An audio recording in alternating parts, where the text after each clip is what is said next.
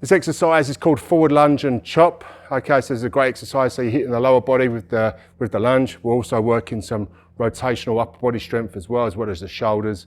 Okay, so we're going to set up in a guard position on one side of the body, just because you've got that extra leverage of the handle on the mace.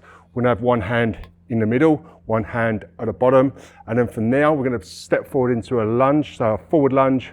So if I've got the mace in a right-handed guard, I'm going to step forward with my left leg. Okay, usual cues apply with the forward lunge, just making sure that the front knee stays over the heel. Okay, squeeze up through that front glute, drive down through that front heel back into extension.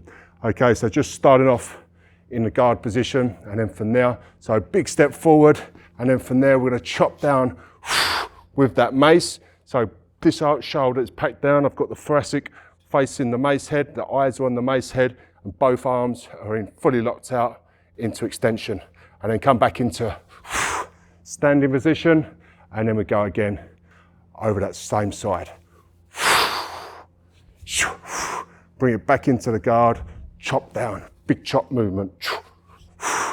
Really good for working rotational and anti-rotational strength, as well as hitting the legs. So starting that right guard, big step forward, chop it down.